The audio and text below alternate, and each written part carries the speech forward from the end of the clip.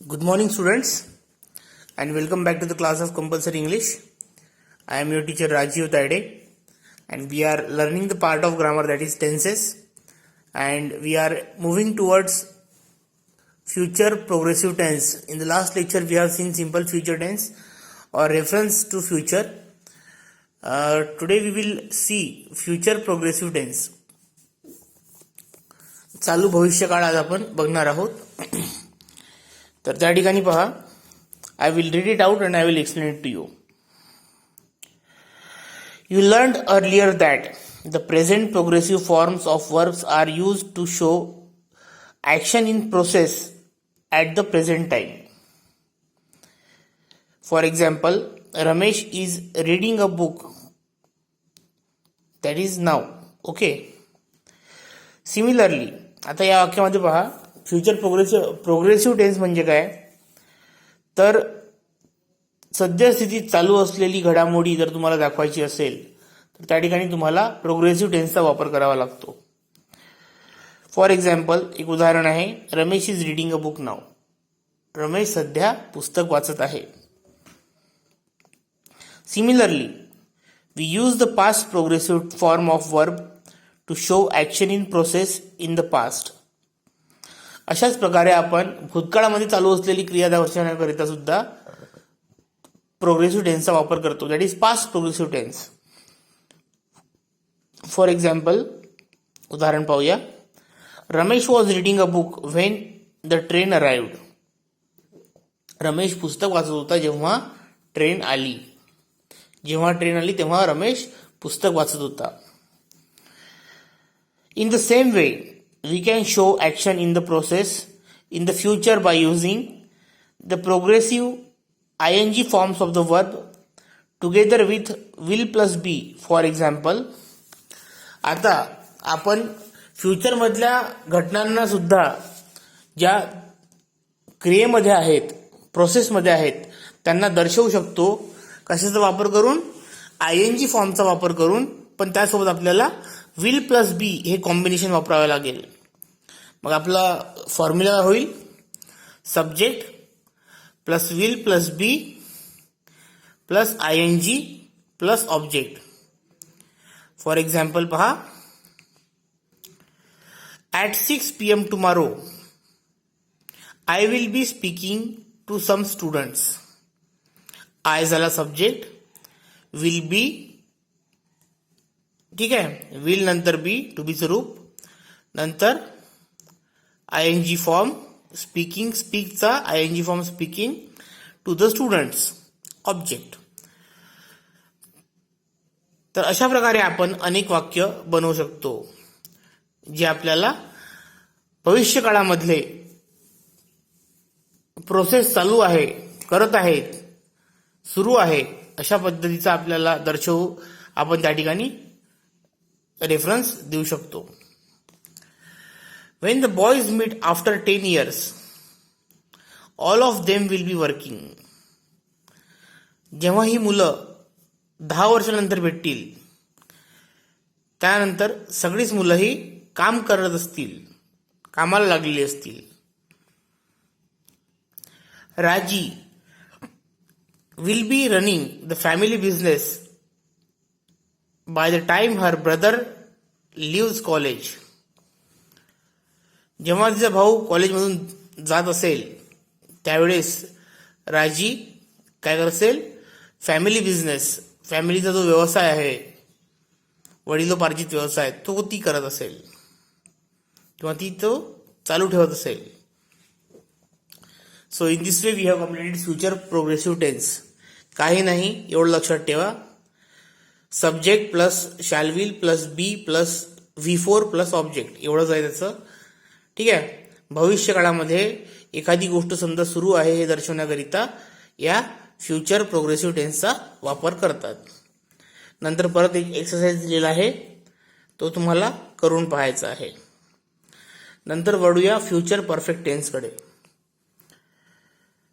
You have seen how the present perfect tense is used to show that an action is complete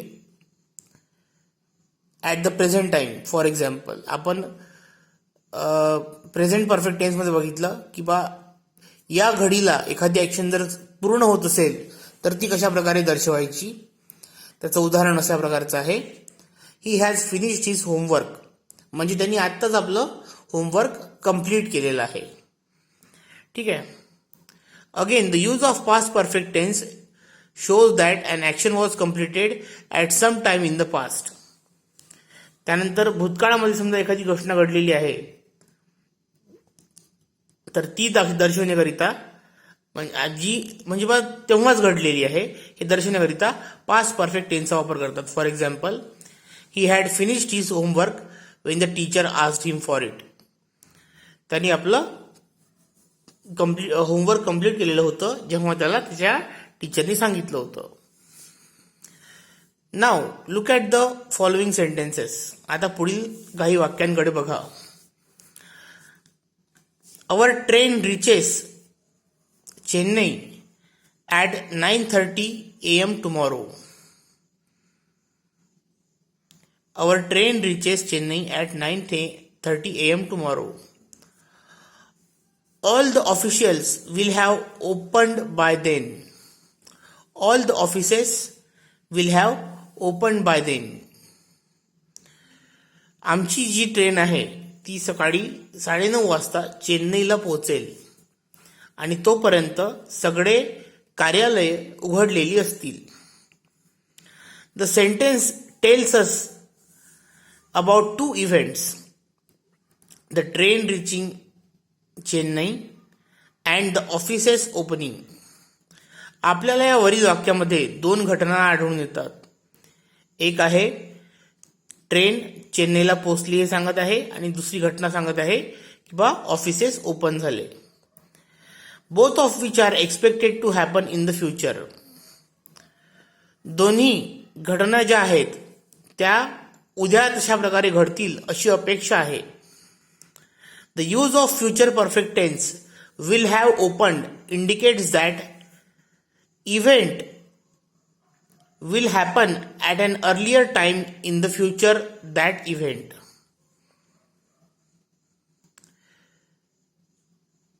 आता या ठिकाणी लक्ष द्या. या ठिकाणी फ्युचर परफेक्ट टेन्स मध्ये जो हा विल हॅव ओपन किंवा विल हॅव प्लस V3 हा जो पार्टी येईल त्याचं काम काय आहे की त्या वेळेपर्यंत ती गोष्ट घडलेली असेल असं आपल्याला त्या ठिकाणी सांगायचं आहे. गोष्ट घडणार आहे भविष्यात परंतु त्या वेळेपर्यंत ती घडलेली असेल असं त्या ठिकाणी म्हणायचं असते आपल्याला. लक्ष द्या. आता जोपर्यंत ते त्या ठिकाणी पोहोचलेले असतील तोपर्यंत दुकाने उघडलेली असतील. दोन्ही घटना घडलेल्या नाहीत परंतु वेळेच्या हिशोबाने ज्या ठिकाणी टाइम रेफरन्स आपण देतो संध्याकाळी 7 वाजेपर्यंत सूर्य मावळलेला असेल. आता असं जेव्हा आपण म्हणतो याचा अर्थ काय आहे की त्या ठिकाणी त्या वेळेच्या अगोदर ती घटना काय होते घडलेली असेल. तर जी घटना उद्या घडणार आहे त्या वेळेपर्यंत ती घडून चुकलेली असेल हे जेव्हा दर्शवायचं असेल तेव्हा आपल्याला फ्युचर परफेक्ट टेन्सचा वापर करावा लागतो. ठीक आहे. मग त्याचा फॉर्म्युला काय आहे, subject plus shall will plus have plus V3 plus object. हा तुम्ही लक्षात ठेवा. Look at some more examples of the use of future perfect. The zoo will have closed by the time we get there. आपण त्या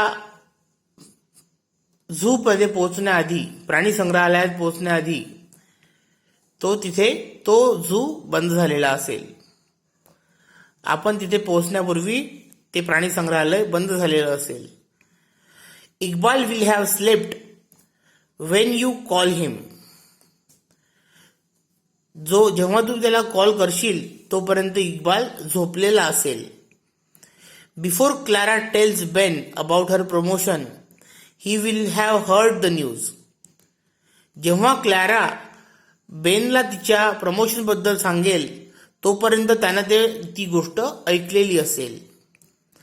Thus, the will shall together with the perfect form of have plus participle tells us that a certain action will be completed by some time in the future. तर तीच गोष्ट सांगितलेली आहे. Will आणि शॅलचा वापर करून सब्जेक्ट प्लस शॅल विल त्या ठिकाणी परफेक्ट फॉर्म ऑफ त्या ठिकाणी परफेक्ट फॉर्म म्हणजे have plus V3. Perfect tense जेव्हा तुम्हाला येईल कुठलाही काळ असो तो प्रेझेंट पास्ट किंवा फ्युचर तेव्हा परफेक्ट टेन्समध्ये हॅव प्लस V3 हेच कॉम्बिनेशन असेल. तर त्या ठिकाणी आपल्याला असं दर्शवतं ते कुठलं shall will plus have plus V3 की काही घटना किंवा काही क्रिया ह्या फ्युचरमध्ये नक्कीच त्या टाइमपर्यंत घडलेल्या असतील. तर अशा प्रकारे आपण या ठिकाणी फ्युचर परफेक्ट टेन्स कंप्लीट केलेला आहे. Then again is exercise for you. ती तुम्ही सोडवण्याचा प्रयत्न करा आणि काही प्रॉब्लेम आल्यास मला विचारा. Now we are moving towards future perfect progressive tense. Future perfect progressive tense. The future perfect progressive tense form of verb is used to express a special situation and therefore we do not commonly use it in speech or writing. Look at the sentences below. आता हे future perfect progressive tense जो आहे त्या फॉर्मचा त्या क्रियापदाचं हे जे रूप आहे हे आपण स्पेशल सिच्युएशनमध्ये म्हणजे काही विशिष्ट घटनांच्या वेळेसच आपण वापरू शकतो. त्यामुळे आपण सामान्यपणे या काळाचा वापर करत नाही बोलताना किंवा लिहिताना. Look at the sentences below. By 2018 Bala will have been running the school for 10 years. 2008 पर्यंत बाला नावाचा व्यक्ती जो आहे तो काय करेल म्हणते 10 वर्ष त्यांनी स्कूल चालवलेलं असेल. When I see you next you will have been working at SM Pharma for 10 months. मी जेव्हा तुला परत भेटेल तेव्हा तू SM Pharma या ठिकाणी 10 महिने काम करून चुकलेला असशील.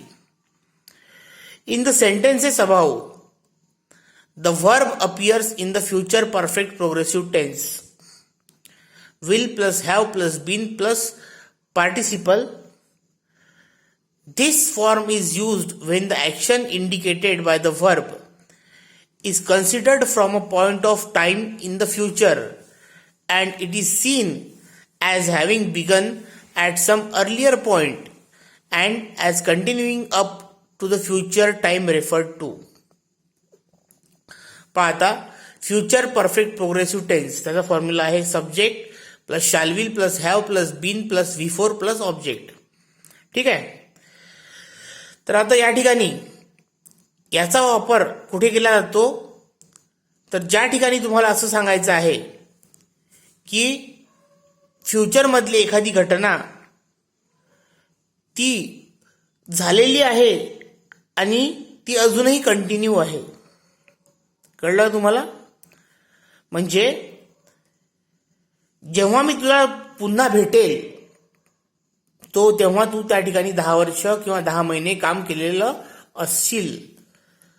तर हा जो मुद्दा आहे की सुरुवात एका ठिकाणी झाली आणि अजूनही भविष्यामध्ये ती घटना सुरूच आहे असं ज्या ठिकाणी दर्शवायचं असेल त्या ठिकाणी फ्युचर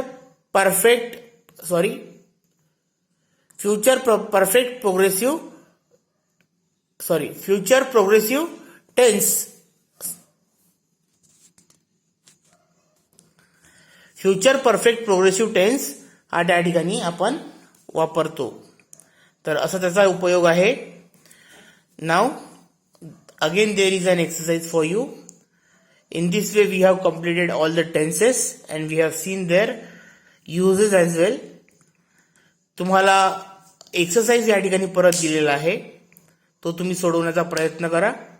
काही प्रॉब्लेम येत असेल तर मला विचारा मी नक्की तुम्हाला मदत करेल. So till then goodbye. Thank you. See you on tomorrow. Magazine कमिटीमध्ये मी आहे त्यामुळे मी तुम्हाला परत एकदा सूचना देतोय की या वर्षीच्या वार्षिक अंकाकरिता तुम्ही आपलं लिखाण लवकरात लवकर माझ्यापर्यंत पोचवावं. धन्यवाद.